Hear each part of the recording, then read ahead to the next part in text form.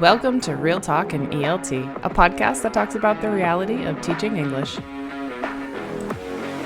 Hello and welcome to another episode of Real Talk in ELT. It is just me today and I have a rant for you. So let's get spicy, people.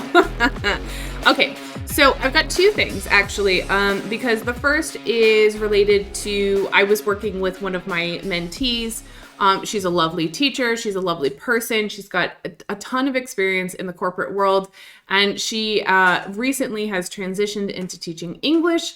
And she's doing her best to kind of navigate this whole new industry that she's getting into. And she had mentioned something that I think, well, it wasn't exactly what she mentioned. We had this whole long conversation, but anyways, one of the key things that I kind of wanted to pull out of that and move it in a slightly different direction was that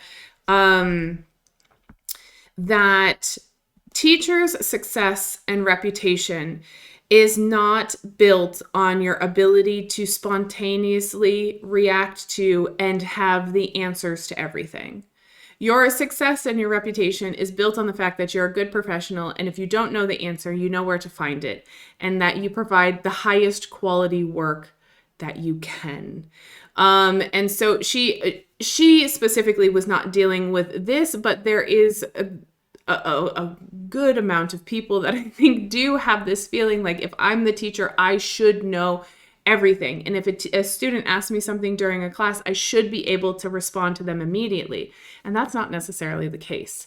In most cases, it's not necessarily the case. If you don't know, you don't know. It's not because you're a bad professional. I don't know, you haven't thought of it, or you actually just genuinely don't know.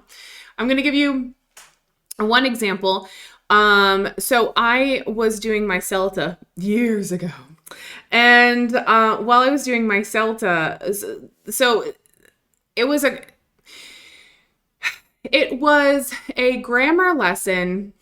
I have to go back and think about it, but it was a grammar lesson where lower level students, they were like A1 plus students, were doing a freer practice activity after doing, the regular stages of a CELTA lesson, and they were interviewing each other. So it was kind of like the rotating type of pair activity where they were talking about their preferences. And one of the preferences happened to be food. So they had different topics, so the preferences on different topics, and they were talking about food. And a student, this quiet student, she's very sweet, but she was very, very shy. She called me over, and she was one of the weaker ones in class. So she really didn't have any lexical range. Like she struggled a lot.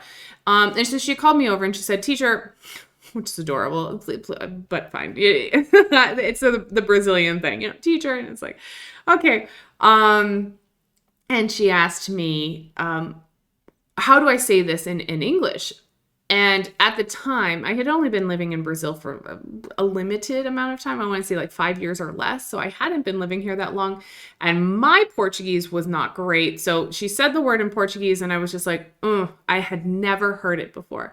I mean, shame on me because I probably should have heard it. But okay. Anyways, the word was agridoce, which I probably am saying wrong even now, but it means sweet and sour. And I didn't know that because it's like, how often use sweet and sour?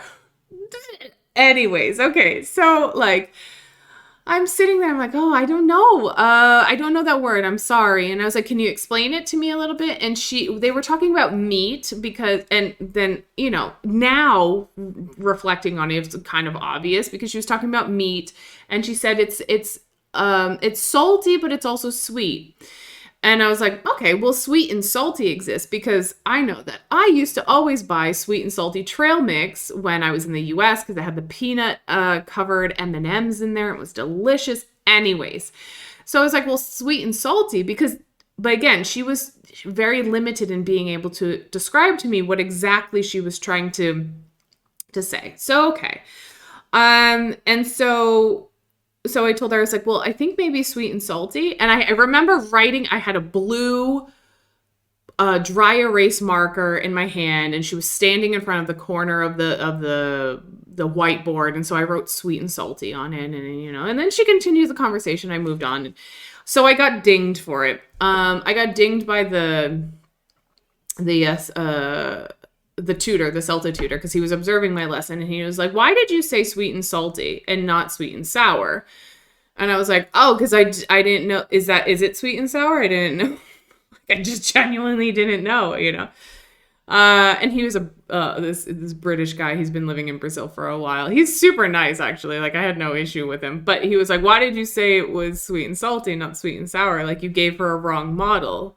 Like, what are the consequences of students having incorrect models?" And so, I got dinged for it. I accept. I probably didn't do the right thing. But, like, I didn't know. Based on how she described it, sweet and salty was an accurate representation of what she was trying to say by the way she described it. But I also accept that wasn't accurate because she wasn't able to describe it in a different way. And I didn't have her L1.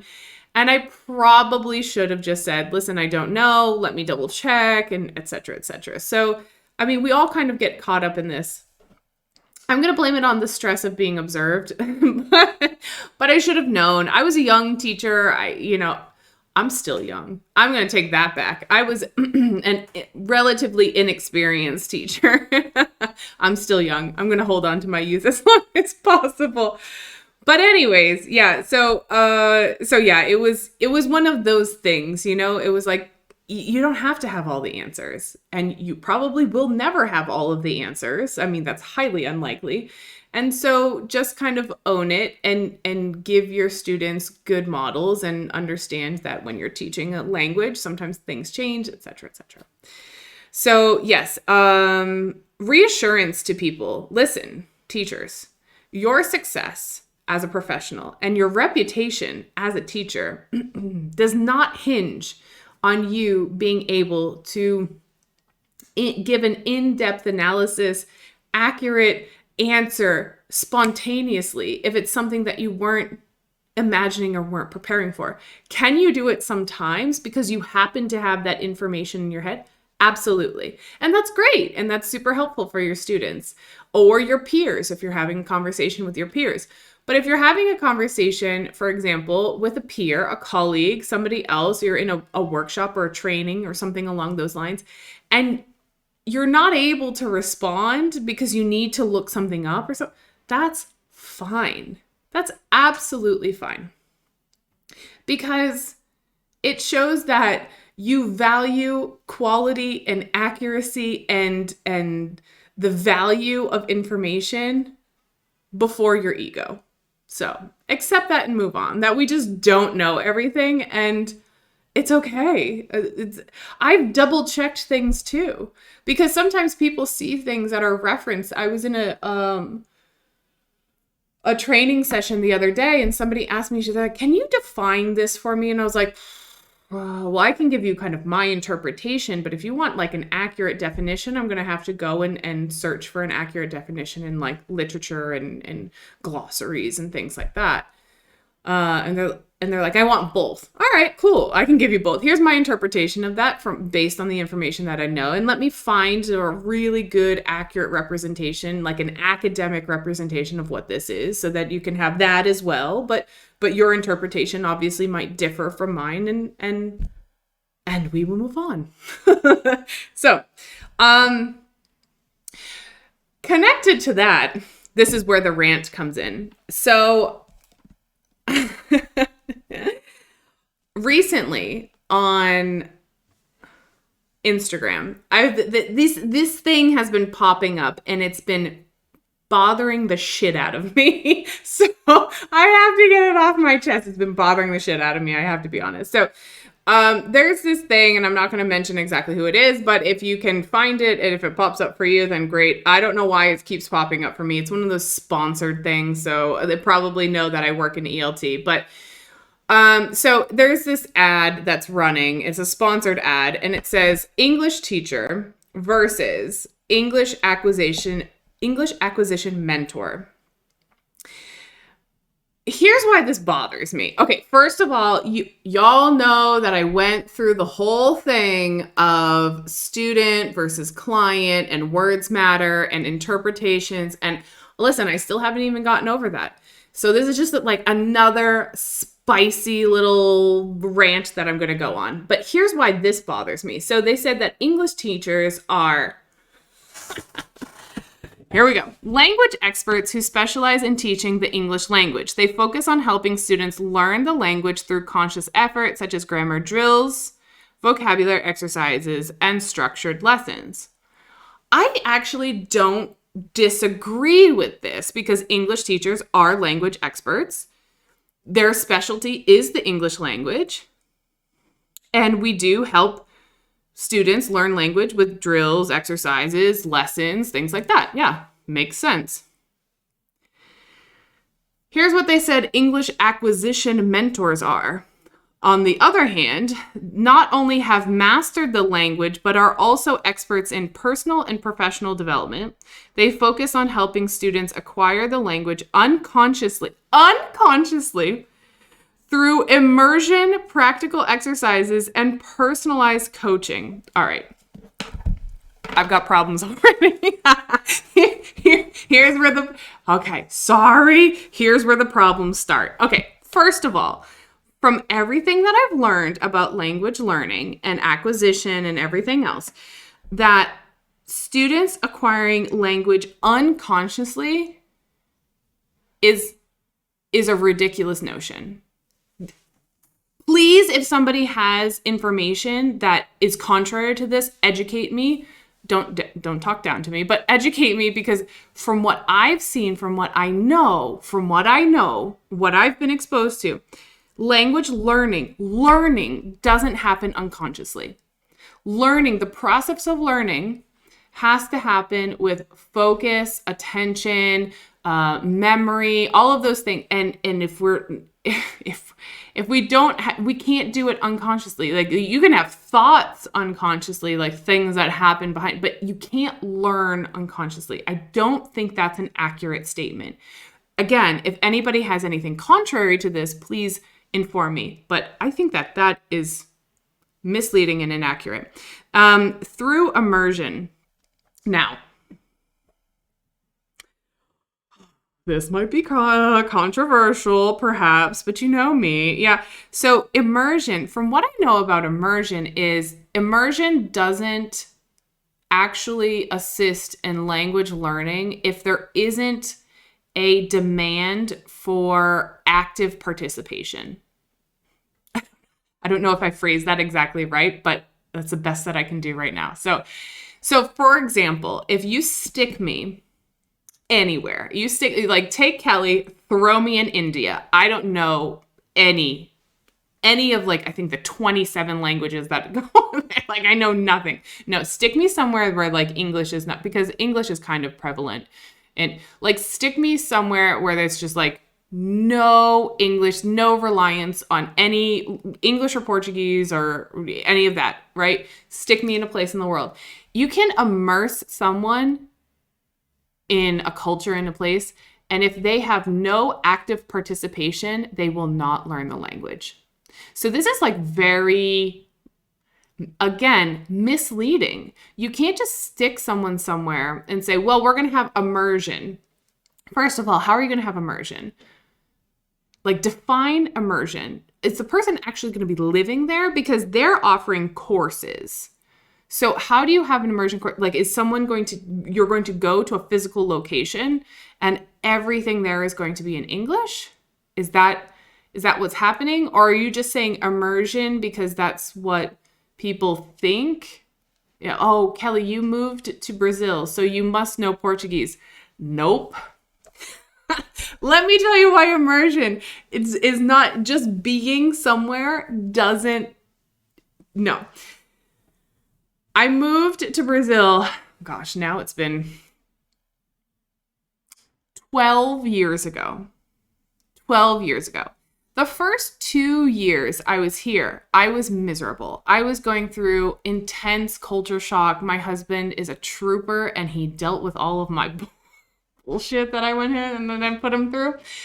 There was a lot too, there was just culture shock. I had a lot to deal with. I was away from my family for the first time seriously away from my family. I had been in the military. I had been away from them, but I hadn't been away from my family and my culture and everything that I have grown to become accustomed to. Anyways, so it was serious culture shock for the first 2 years. And I was not interested. I was not interested in learning the language. The first 2 years, I can tell you, I learned little to no Portuguese. I came to Brazil with zero Portuguese. That's not true. That's a little bit of a lie. I came to Brazil with like some curse words. That's it. And so when I got here, for the first 2 years, culture shock, not interested, was not actively participating or actively trying to be with people. So my husband's fluent in English. One of my brother-in-laws is fluent in English, because he lived in the States too. And my mother-in-law and father-in-law are very patient. Well, my mother-in-law was a teacher.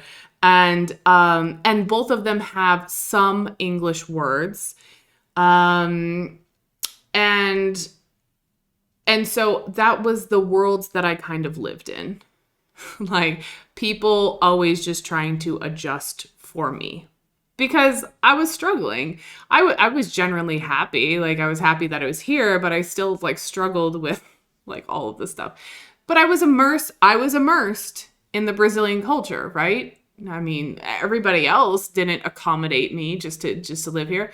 And I learned nothing in the first 2 years. And then I started going out on my own and I started becoming more comfortable. I got my driver's license here. I had all my documentation. And so I started, living a relatively independent life of my husband because he had to take me everywhere. I was like an infant. I feel really bad for that. But once I started becoming independent, then I was actively engaging and trying to communicate with people. And only then did I start actually picking up some Portuguese. And I can say that I've never had a formal course in Portuguese. I took the school that I was working at, one of the teachers, there was three of us it was me, an Australian, and a French guy. So we had some non-native Brazilian Portuguese speakers, and one of the teachers generously gave us, I think, like 2 or 3 classes. But then we never continued, So I mean, we did like a song one time, and then we looked at the difference between like X and CH and spellings and stuff like that. But beyond that, I've never taken a formal course. I've never studied a book. I've never done anything in Portuguese. And I'm probably like at a B1 level, B2, like I'm like in the intermediate plateau. But also, I'm immersed in the language and I've never fully gotten to fluency. And it's all of my fault because I haven't been an active participant in trying to do this. Because I can get away with what I have now. So immersion, that was a long rant. A lot of personal history there. But immersion works if you have active participation. So I've got an issue there. And then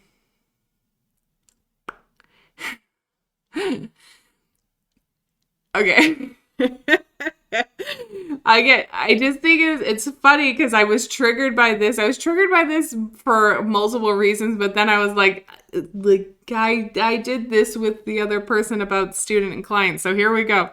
So then they go on to say that English teachers have a teaching practice while English acquisition mentors have a business. That's a big claim because I know some English teachers that run their own businesses, but okay, if you want it. This is because they say English mentors make use of unique methodology and offer what students are really looking for, not just language learning, but also personal growth, career advancement, and cultural exposure. Now, again, big claims. And I am shocked that they would say that English teachers do not offer anything in terms of personal growth through their language lessons, career advancement, or cultural exposure. Again, there are many teachers that I know that would be very angry seeing this. They go on to say, because of their unique approach, English acquisition mentors can make more money than English teachers, possibly because they're offering false promises to clients and then they're able to charge more. But okay. That was a personal side note. They offer a premium service that delivers results and transforms lives, making it a worthwhile investment for students who are serious about mastering their language and achieving their goals. So the insinuation here is that English teachers don't offer premium services, only acquisition mentors do, and that making it a worthwhile investment for students. So students who are investing with quote unquote regular English teachers, that's not a worthwhile investment for them. And only are acquisition mentors serious about, only people who take courses with acquisition mentors are serious about the language and achieving their goals. So apparently regular students or regular people who take classes with a regular English teacher that, is not an acquisition mentor is, how did they phrase it? Sorry, I scrolled back. Are serious about mastering language and achieving their goals. Again, I just find this to be kind of gross for many reasons. One of the reasons is that it's a play on words. There's nothing like what they're trying to make distinctions that don't really exist. Here's where I might get myself in trouble. I made the distinction between students and clients, and maybe that distinction doesn't really exist. But I find this to be a little derogatory towards English teachers, English teaching professionals, English language professionals. Again, however you want to call it, but I think that if you decide to use a different nomenclature, different words to describe similar things, I don't think that you should be derogatory towards the other thing that you don't necessarily identify with. So, it's just kind of a general feeling that I have that this is very derogatory, right? Like they're saying that English teachers are not as good as English acquisition mentors. And I'm not really sure where the differentiation is there. And again, now that I've kind of thought through this and reflected on it, did I do the same thing when I was talking about students being called clients and vice versa and what that means? And, because words matter. So I don't know. I don't know if I did that and then I kind of would, if I did that in a sense where you felt that I was being derogatory towards people who only taught students or something along those lines, which was not the intention, but that was not the intention at all. Because I think there's a place for everybody. And I think, teachers and students, or if you want to call yourself a coach, but coach and mentor, those also have very specific meanings. And if you haven't heard the podcast that I did with Karen, she clearly defines those because she has coaching certifications and she is a mentor as well. And those two things, they are very different types of services. So again, I think we need to start being careful with like the stuff that we're saying, myself included, as I'm reflecting on this. And if you choose to use new versions of naming schemes and things like that, I don't know if it's really a good look to go. I don't know if it's a good look to go derogatory. That's just my general feeling. If you have a tendency that I prefer to use this because This is like what I do, and this aligns more with the services that I offer or the interaction that I have. Again, I had a whole thing about student and client. Then I think that's fine. But I also think that you shouldn't say that something else is trash. And in essence, they don't flat out say it. This I think this is a company. I'm not really even sure. They don't flat out say it, but I mean, it's pretty bad. So, and they've got a lot of likes on this. That's the crazy thing. See, I don't know how you can become an English acquisition mentor and then also work on personal and professional development. It sounds as if, like, if you're going to work on someone's personal development, it sounds as if you would need to either have some sort of certifications or training to do that. And I'm assuming you would need something in the forms of psychology, psychiatry, or like very specific training to be able to say, like, I can work on your personal development. That's a lofty thing to say. Professional development, well, I can speak to that. I've taken training courses and I've taken things that are about professional development. They are limited, and I know the limitations of what I can then transmit to my clients, my students, my learners. But I can say, oh, I've taken this and they said they talked about this. And, so a little bit I can kind of offer.